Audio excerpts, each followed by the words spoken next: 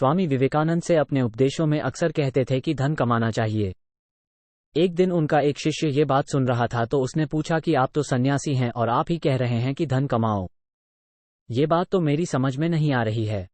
विवेकानंद जी ने कहा कि धन कमाना चाहिए और धन दो प्रकार के होते हैं। पहला धन है जिससे हमारा जीवन चलता है, जिससे खाने पीने और रहने का खर्च चलता है। दूसरा धन है जिससे हमारा चरित्र अच्छा बना रहता है। ये दोनों ही धन हमें कमाना चाहिए। स्वामी जी ने अपनी बात समझाने के लिए एक कहानी भी उस शिष्य को सुनाई। उन्होंने कहा कि एक व्यापारी अपने नौकर के साथ ऊंट खरीदने के लिए गया और उसने एक ऊंट पसंद किया। ऊंट खरीदकर अपने घर ले गया।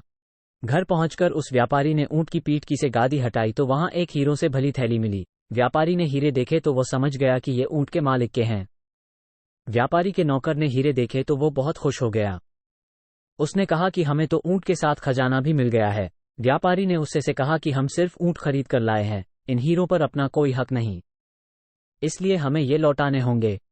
व्यापारी तुरंत हीरों की थैली लेकर ऊंट बेचने वाले के पास पहुंच गया और थैली लौटा दी। ऊंट का व्यापारी अपने ग्राहक की ईमानदारी देखकर बहुत खुश हुआ।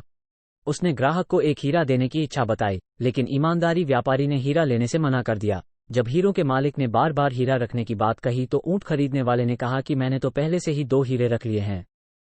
ये बात सुनते ही हीरों का ऊंट खरीदने वाला व्यापारी बोला कि मैंने ईमानदारी और आत्मसम्मान नाम के 2 हीरे रखे हैं।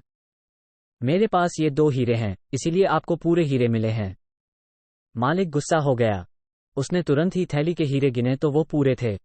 हीरों के मालिक ने कहा कि थैली में हीरे तो पूरे हैं, आपने कौन से 2 हीरे रखे हैं?